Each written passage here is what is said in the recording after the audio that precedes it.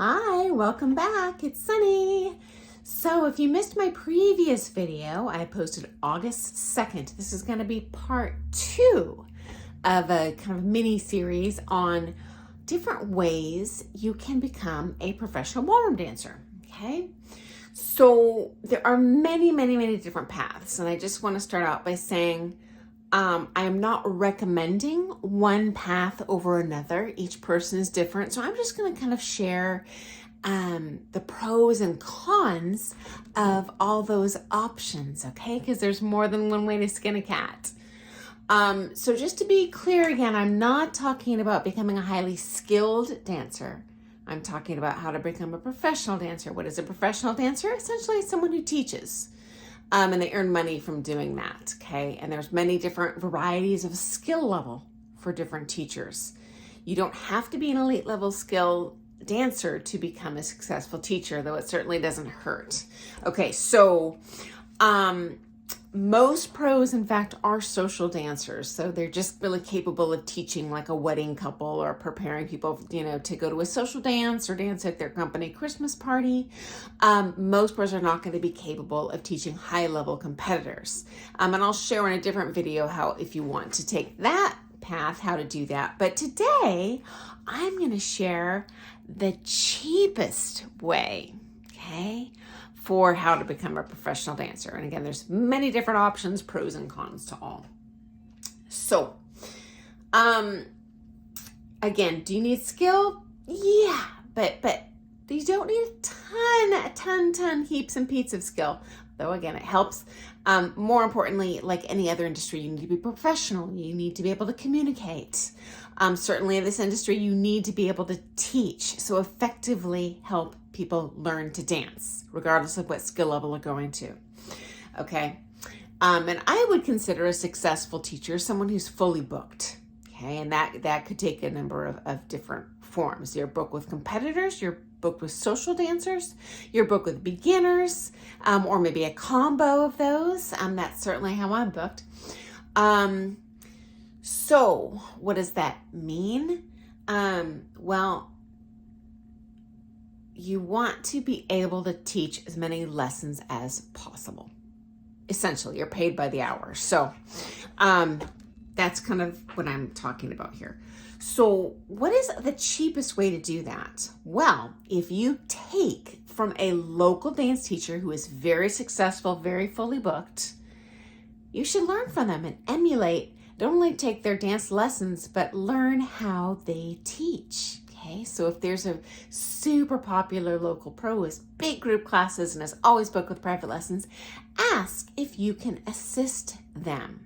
So what does that entail? Well, you commit to helping in some or ideally all of their group classes, and you'll give that to you usually for free in exchange for you learning both the lead and follows part, for you being willing to dance either of them at the drop of a hat, for you being willing to step out of the group class to help those people that are struggling to keep up. And that is a great way to learn, and how to learn to be a good teacher. On the downside, your local pro isn't probably the best, most elite pro in the world, but you can learn a heck of a lot from them on how to teach, okay? How to build clientele, how to have charisma, how to communicate information to different people that learn in different ways. Some people are visual, or some people are really verbal. They need very distinct descriptions of angles. Other people are tactile. They really need you to move them through that movement. And this is a great way to learn how to do that. And certainly if you want to teach full-time, not just part-time as a hobby, you should assist your teacher in their private lessons as well, because that's a different animal. And when you start out your career, I would suggest offering groups, because you can cherry pick those lessons for the private lessons. But you're going to get a lot of people that just want to come and take a cheap group class. But if you do a really good job in those classes, they will want to come to you to learn more. Okay. I wouldn't just jump out of the chute and offer classes, because no one's going to book with you. You do need to learn how to dance. You need to learn how to teach. You need to learn how to teach group classes and private lessons, okay?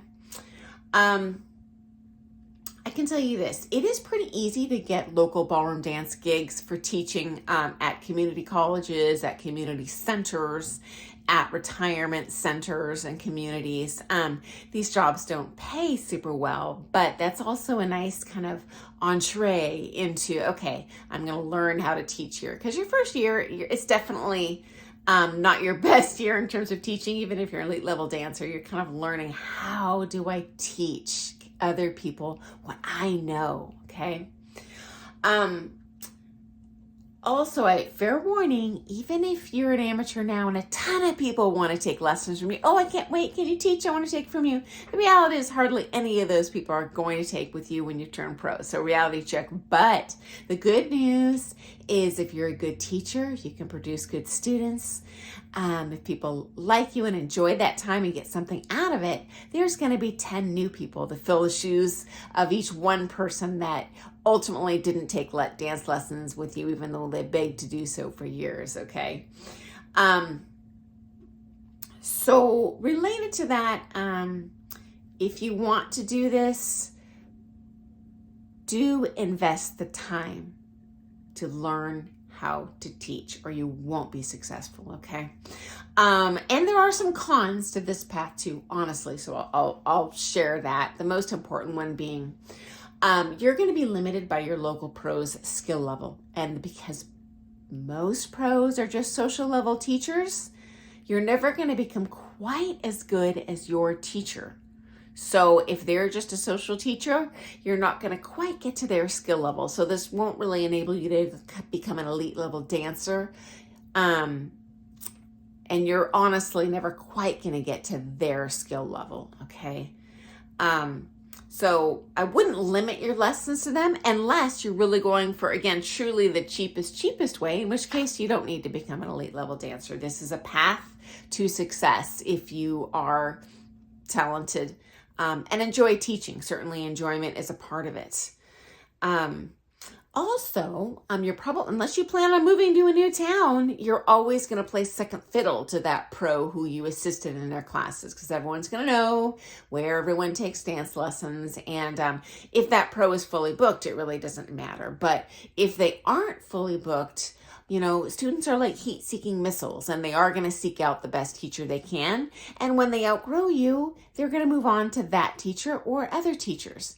And finally, related to this, you know, if you're lucky and you are a skilled teacher, hopefully your students will outgrow you, in which case you do have an ethical obligation to share that with them and encourage them to take with someone, give them that recommendation to someone who's better. Because again, if you're a good teacher, there's always 10 more people to fill their shoes.